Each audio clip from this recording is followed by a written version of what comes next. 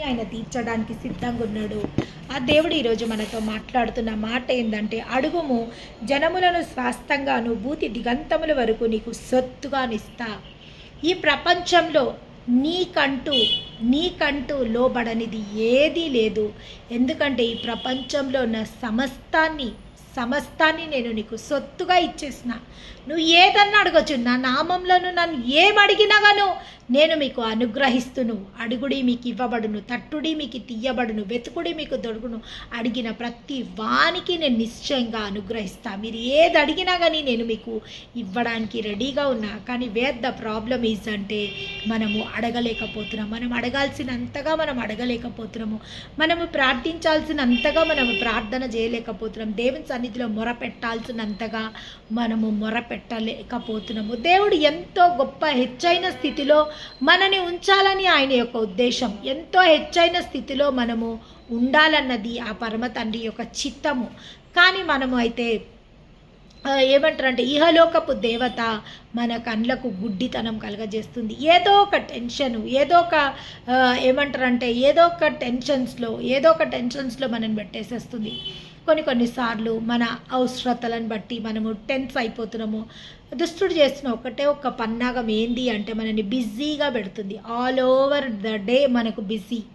ఇది నీ బాధ్యత, ఇది చెయ్యాలా, ఇది నీ బాధ్యత నువ్వు చెయ్యాలి, ఇది భార్యగా నీ బాధ్యత నువ్వు చేయవా, ఇది తల్లిగా నీ బాధ్యత నువ్వు చేయవా, ఇది ఒక ఎంప్లాయీగా నీ బాధ్యత ఇది నువ్వు చెయ్యవా అని మన బాధ్యతలనన్నీ అది బహుబలంగా చూపెడుతుంది, మంచిగా చూపెడుతుంది. కానీ ఏదైతే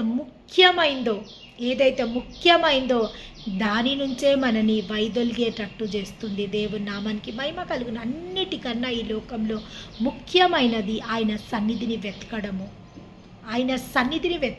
ఆయన అంటుండు, మొదట నా నీతిని నా రాజ్యంని వెతకండి, సమస్తం మీకు అనుగ్రహిస్తా. అందుకే ఇక్కడ ఏమంటుండు చూడండి, నన్ను అడగండి మీరు, ఈ జనమునంతా నీకు స్వాస్థంగా ఇస్తా. పూతి దిగంతం వరకు అంటే ఈ భూమి కొన ఎక్కడ వరకు ఉన్నదో, ఎండ్ భూమికి ఎక్కడ వరకు ఉన్నదో అక్కడ వరకు నీకు సొత్తుగా నేను ఇవ్వడానికి సిద్ధంగా ఉన్నా. ఏది నేను ఇవ్వనంటున్నా మీకు, ప్రతిదీ దేవుడు ఇవ్వడానికి మనకు సిద్ధంగా ఉన్నాడు. కానీ అడిగే విధానము మనకు రావట్లేదు. ఏ విధంగా దేవుని నుంచి పొందుకోవాలో మనకు తెలవడం లేదు. ఏ విధంగా ఆయన సన్నిధిలో మనము నిరీక్షించాలో మనకు తెలుస్తలేదు. ఏ విధంగా ఆయనతో మాట్లాడాలో మనకు అర్థమవుతలేదు. లేదా ఏ విధంగా ఆయనతో మనము అన్యోన్య సహవాసం కలిగి మనం ఉండాలో మనకు తెలుస్తలేదు. చూడండి, కొన్ని భార్యాభర్తల మధ్య కొన్నిసార్లు గొడవలు వచ్చినప్పుడు అమ్మాయి తరఫు వాళ్ళు వచ్చి ఏమంటారంటే, చిన్నపిల్ల పోనీ అండి, ఇంకొక అవకాశం ఇవ్వండి, చిన్నపిల్ల తనకి ఏమీ నాలెడ్జ్ లేదు, అందుకోసమనే అట్లా తప్పు చేసేసిందేమో, పోనీ ఒకసారి మరి ఒక అవకాశం ఇవ్వండి అని అడగడం జరుగుతుంది. చూడండి, ప్రతిసారి పేరెంట్స్కి పిల్లలు చిన్నపిల్లలే. ప్రతిసారి తప్పు చేసిన ప్రతిసారి అయ్యో చిన్నపిల్ల ఏదో తెలిసి తెలియక చేసింది.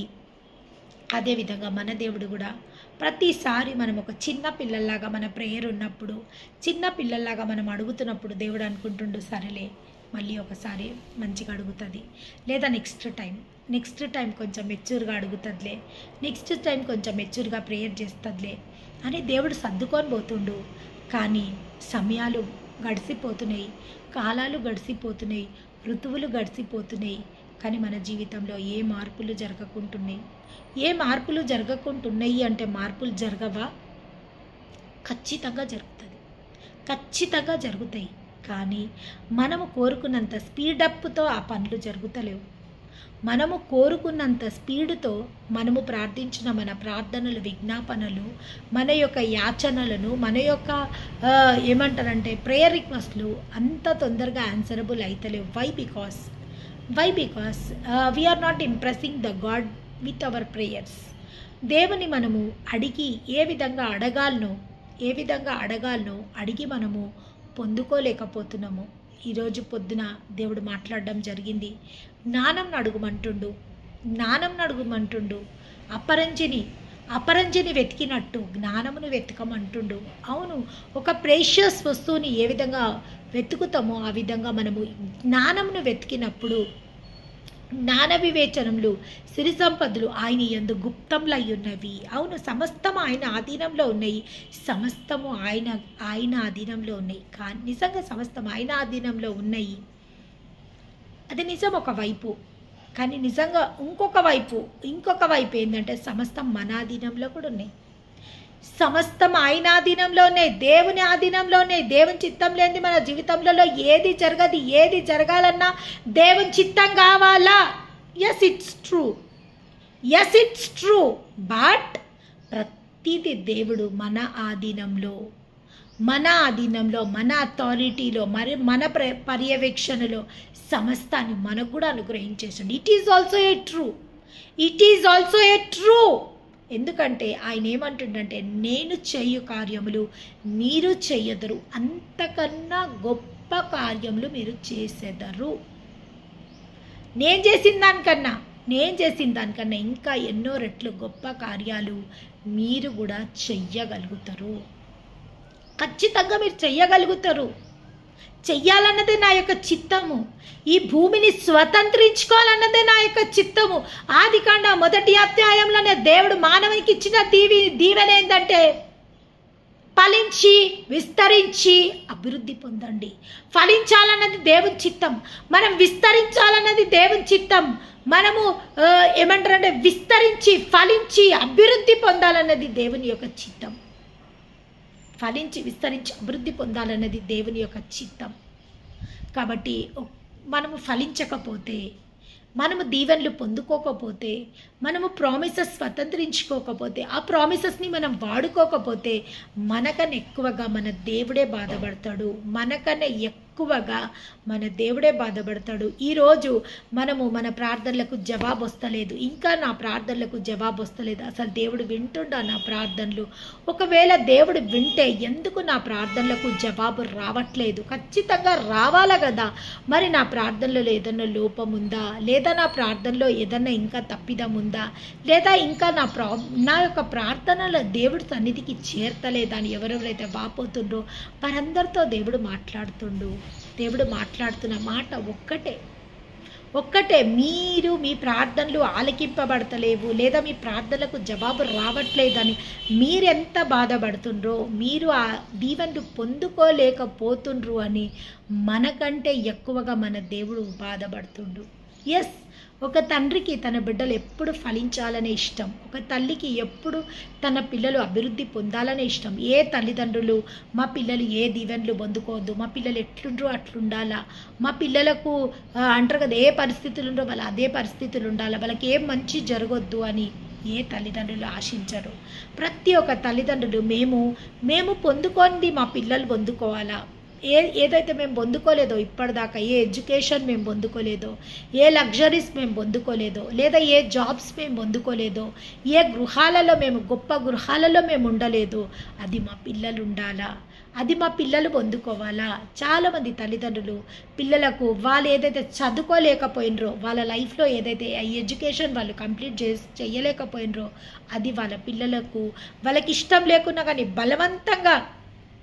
బలవంతంగా చదవమంటారు. ఎందుకు అంటే, మేము ఒకప్పుడు ఇది చదువుకోవాలనుకున్నాము, మేము చదువుకోలేకపోయినాం, కనీసం మీరన్నా ఇది చదువుకొని మా ఆశని తీర్చమని తల్లిదండ్రులు పిల్లలకు బలవంతం చేయడం జరుగుతుంది.